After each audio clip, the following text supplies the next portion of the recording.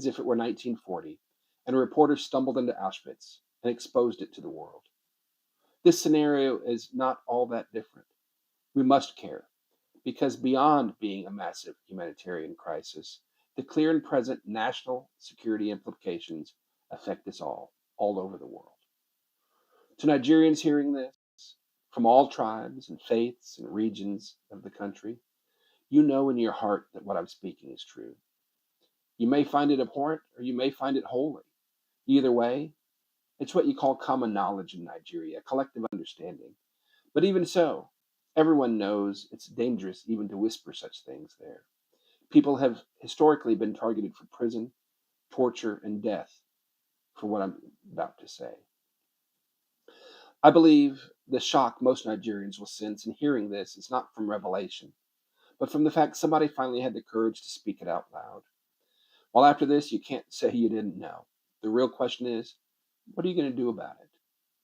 Now, a few notes about this report, because the report is so precisely detailed, 60 pages, including 319 citations. What I deliver now will be an abridged oral version. This full oral report is being delivered via timed X premiere. Multiple shorter video clips will be syndicated soon after. The document is also dropping online and being syndicated at the same time. It's being sent to highest level officials in the United States and top media outlets both in the US and Nigeria and internationally. You may download a copy at www.idpjustice.org or at my blog, mikearnold.org. Now for the report. What I'm about to present is a solemn and formal statement. It is a result of 6 years of research, 16 trips to Nigeria, over 80 hours of video documentation and direct testimony from genocide survivors, government officials, intelligence sources, clergy, historians, journalists, and traditional rulers. This is not speculation. This is not theory. This is evidence. And today, it is submitted to both the Nigerian people and the international community for urgent investigation.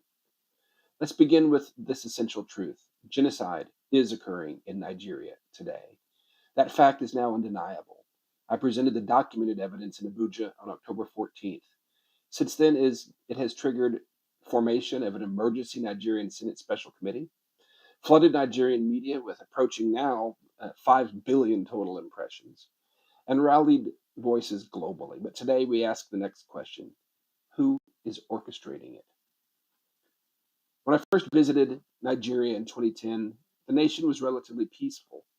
There were no major displacement camps and no clear signs of ethnic cleansing or mass targeting of Christians. That changed after 2011.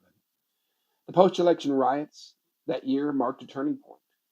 In 12 northern Sharia-controlled states, mobs killed over 800 and torched hundreds of churches. It was brutal, but it wasn't random. It revealed what is clearly an intelligent design, a deliberate strategy to unleash chaos, dismantle pluralism, and reset Nigeria's power structure under revived Fulani Islamic order. Today, that design has matured. Between January and August 2025 alone, 7,087 Christians were killed.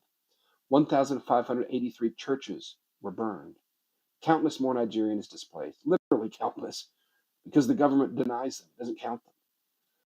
Over 99.8% of these incidents occurred within the exact geographic footprint of the historic Sokoto Caliphate. That pattern is not coincidence, and it's accelerating.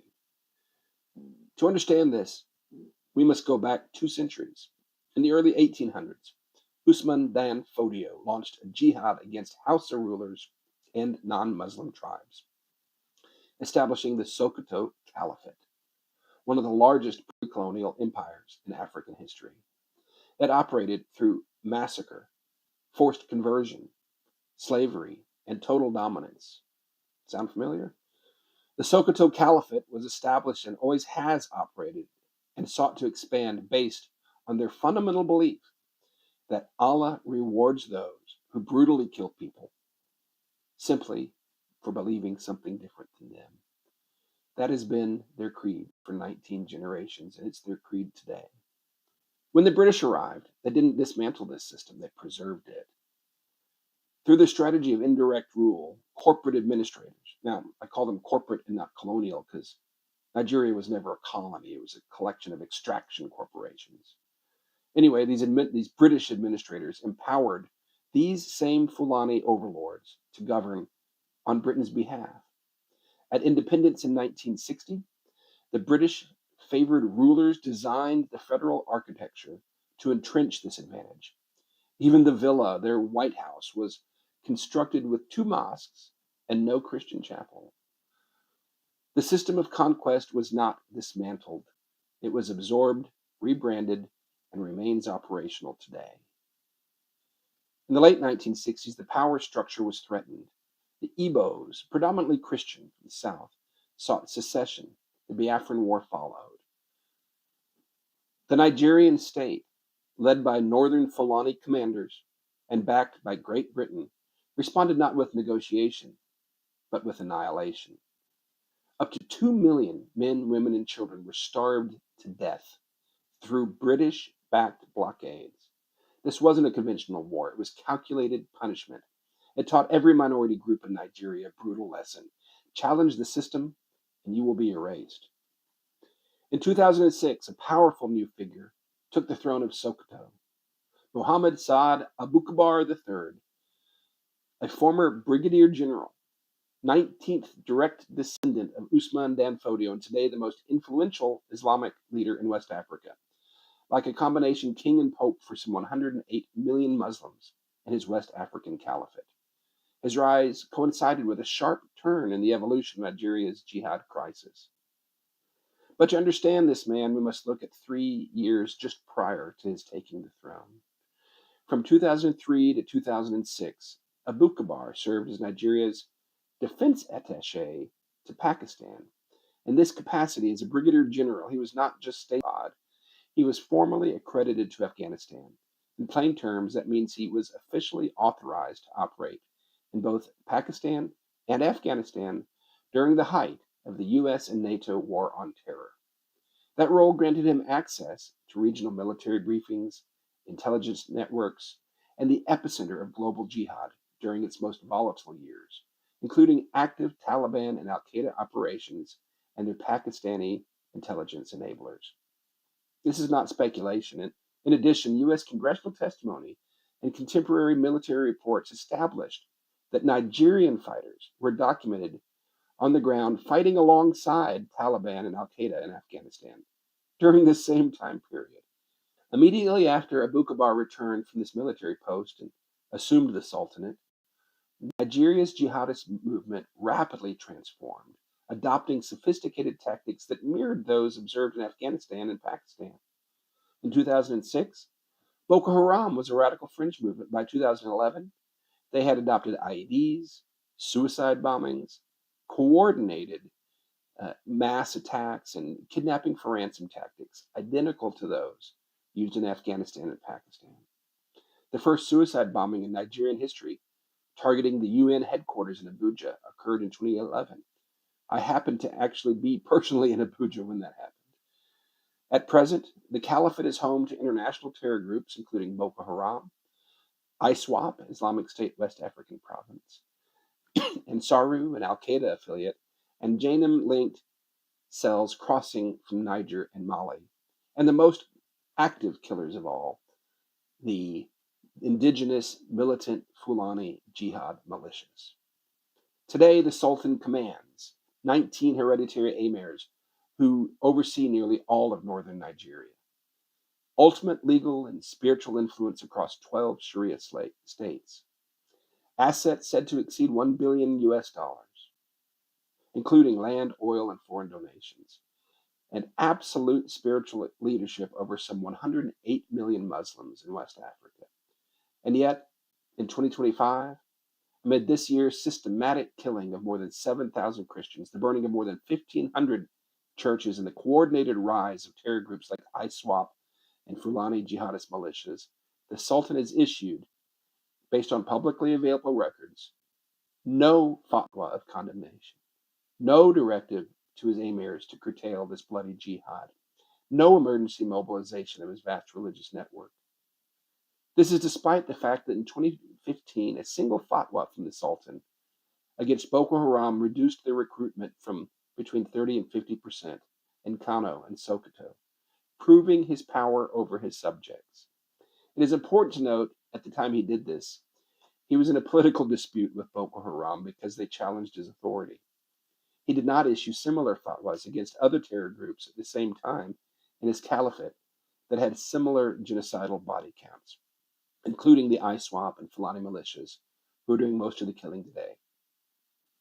Why didn't he issue fatwas against them? Was it because these groups did not challenge his authority? That's a matter for investigation. So the question must be asked, if he has so much power to curb Boko Haram then, why has he chosen silence now? That question, given the scale of the ongoing genocide, demands international investigation. Before we continue with questions about those in power, we must focus on those who suffer most, the displaced generation.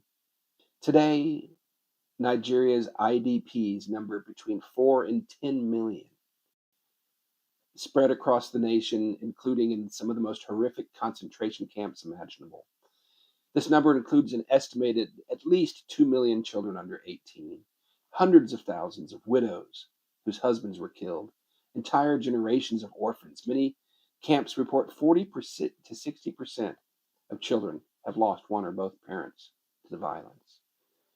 I'm in close contact with an orphanage for 286 of these children through their adoptive mother.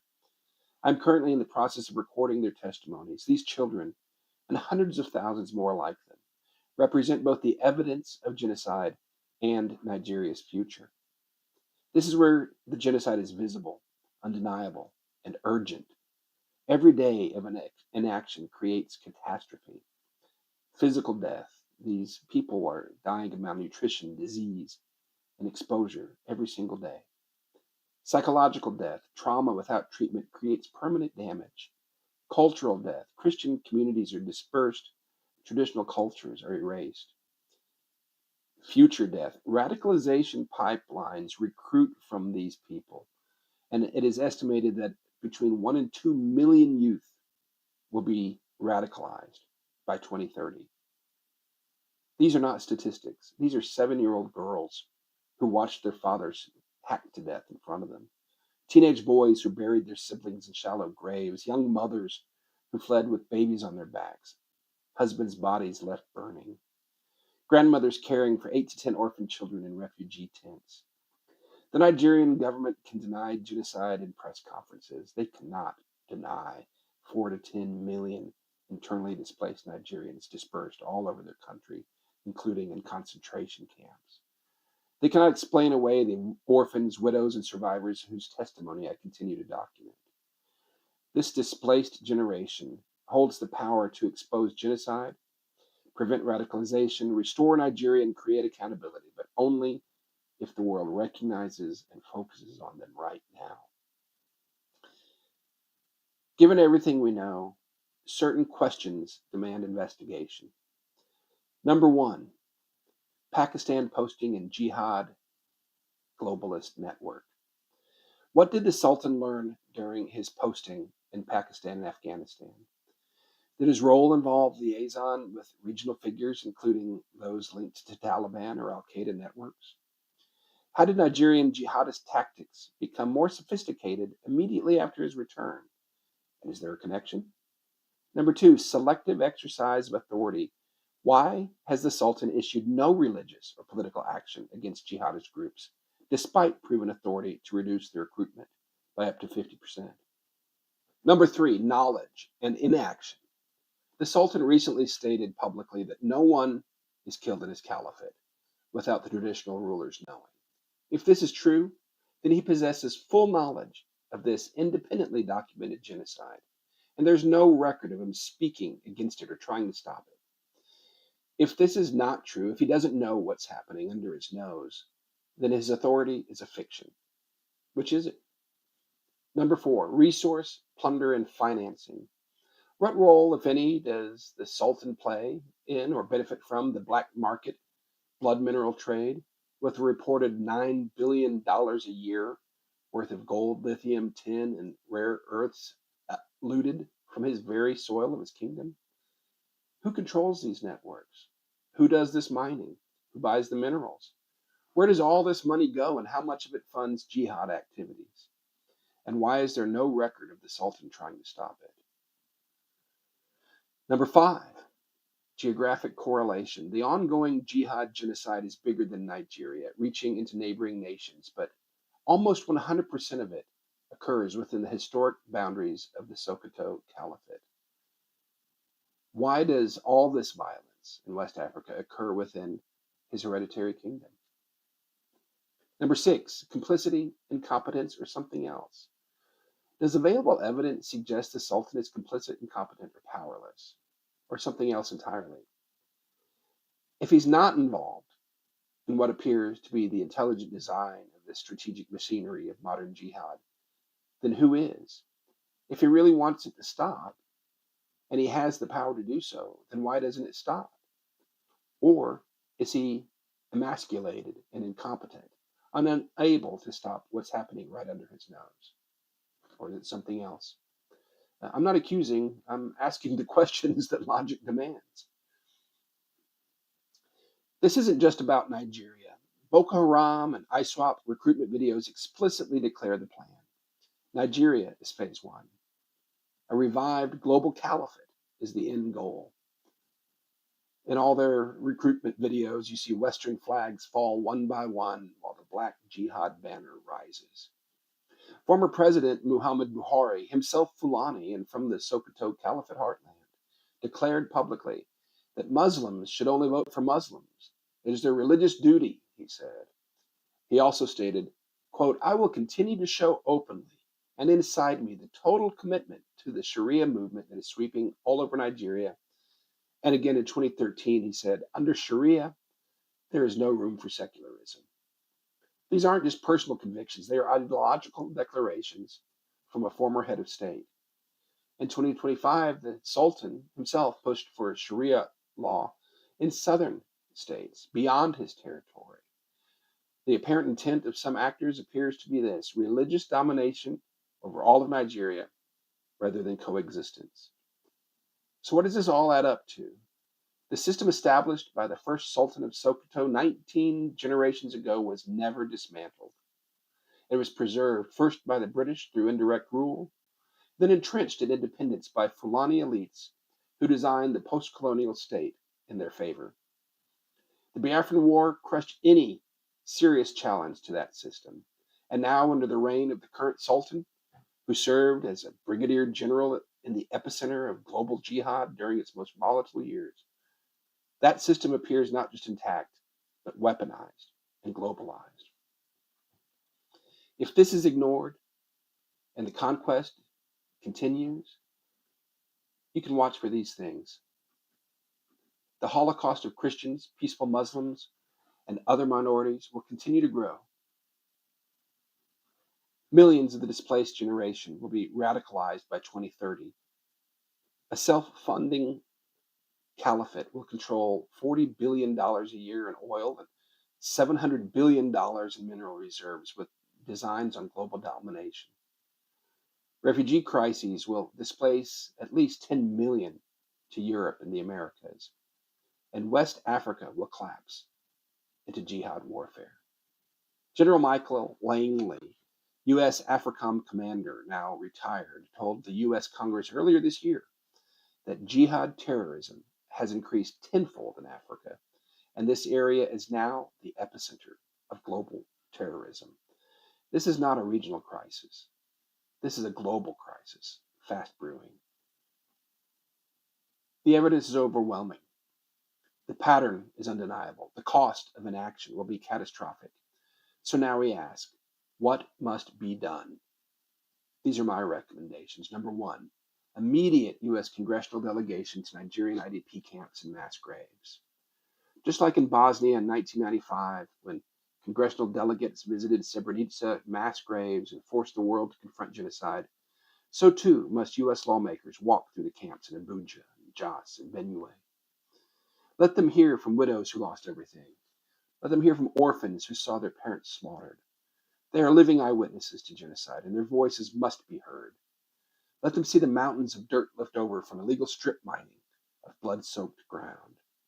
Let them see the mass graves in Yalatwa, where 200 to 280 bodies were bulldozed into the dirt after an attack that left no survivors. Let cameras roll. Let witness testimonies be recorded. Let the world see what the Nigerian government is hiding and denying. This one action can force global recognition, unlock humanitarian aid, and open the floodgates of accountability. Number 2, focus on the displaced generation. Emergency humanitarian relief is needed today. Every congressional hearing should feature testimonies from internally displaced Nigerians. Every media story should center displaced voices. Every humanitarian dollar should prioritize the camps and getting people out of the camps back home, restored safely. Every diplomatic pressure point should reference specific displaced persons. Every ICC filing should be built on IDP evidence. Make the displaced generation impossible to ignore. This is how the genocide will be stopped.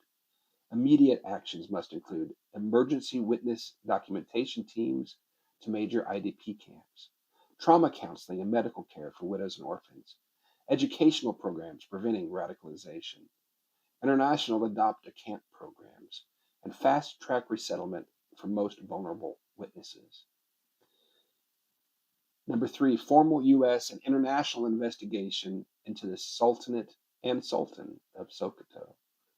It is no longer acceptable to treat the Sultan of Sokoto and the caliphate as a benign religious institution, when violence maps 99.8% to its historic territory, when its leader commands billions in assets and more than 100 million followers, when he served in Pakistan and Afghanistan during the same period that Nigerian fighters were captured alongside Taliban fighters.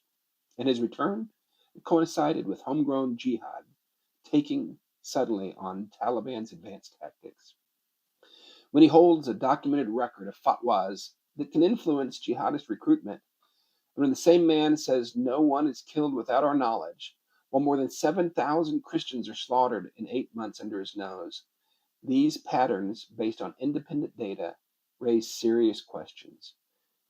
Is the Sultanate of Sokoto, through action or inaction, enabling jihad terrorism? This is not a conviction or even an accusation. It is a statement of facts that demand investigation by the U.S. State Department, the UN Security Council, and every body that claims to oppose genocide. If the evidence meets the standard, then designate it under U.S. Executive Order 13224 to trigger asset freezes, banking restrictions, and international isolation as a global terrorist organization. Number 4, International Criminal Court prosecution for genocide and crimes against humanity. The International Criminal Court does not require body counts or battlefield victories to bring charges of genocide. It requires proof of intent to destroy a people group in whole or in part. And today, the deliberate abuse, neglect, and persecution of internally displaced persons in Nigeria is enough. The standard has already been met to prosecute this government for genocide. Millions of Nigerians have been violently displaced and now languish in IDP camps, intentionally deprived of food, medical care, security, and education. They are bulldozed, they are ignored, they are criminalized, and they are deliberately left to die slowly, invisibly. This appears not to be mere bureaucratic failure, but a pattern suggestive of deliberate design. And it mirrors precedents already upheld by the International Criminal Court. In Darfur, the ICC indicted Omar al-Bashir not only for killings, but for engineering the starvation and mass displacement of targeted groups. In Myanmar, the ICC is prosecuting generals for systematically driving displaced people into camps and denying them survival, just like they're doing in Nigeria. In both cases, mass displacement plus deliberate denial of aid was sufficient to trigger genocide charges. The same conditions exist in Nigeria today. The displaced generation is not nameless. They are not lost in time. They are here, millions of them, ready to testify. The abuses they suffer daily are crimes against humanity. The policy of systematic abandonment they jure constitutes genocide under international law.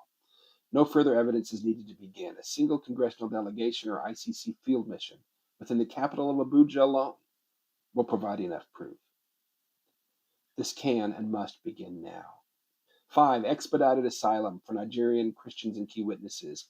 If we're serious about justice, then we must protect truth tellers. The orphan child who saw her parents beheaded, the pastor whose church was torched, the activist with footage of a massacre. These are not political agitators. They are the frontline eyewitnesses of genocide. The United States, the EU, and allied nations must act now to grant expedited asylum to Christian survivors, protect key witnesses for ICC proceedings, and support a Nigerian diaspora that will never let the world forget. Let the message be clear to every person who engages in, enables, or profits from terror. If you will not stop this genocide, the world will stop you. You have silenced your victims. We will give them a voice. The evidence you buried, we will unearth it. All of it. You will be seen. You will be exposed. You will be judged by history, by law, by the nations who still believe in justice, by God Almighty, and by the amazing Nigerian people you have abused and oppressed for far too long. We're living in a dark time, uncovering a systematic holocaust of Christians and peaceful Muslims. The world is watching, and history is recording. I call on every Nigerian, I call on every person of conscience in the world today to pause and ask yourself, how will I want history to remember my actions after I learned about this? When your grandchildren, coming home from history class, ask, what did you do to help end the Nigerian Holocaust? What do you want to tell them? I'm not Nigerian, but I've built schools and IDP camps. I've cried with orphans in Jos. I've walked in communities stricken by massacre and the camps of the displaced. I've met with orphans and I'm recording their testimonies after they watched their parents hacked to death. I've met your elders and governors and presidents. I've spoken truth in Abuja, and I speak truth here now. There is a design, there is an origin, and there must be accountability. To those behind this violence, to those enriching yourselves from it, to those in power enabling it or just turning a blind eye, and to the Sultan of Sokoto, given these documented patterns, the worldwide demand for investigation and accountability grows louder. History has turned, the earth is shaking, and the world is watching. This generation can be the one that ends it if we choose light over silence. This ends the oral presentation of my report. Thank you. God bless you. God bless America, and today especially, God bless Nigeria. Prophet don't whisper, prophet must roar.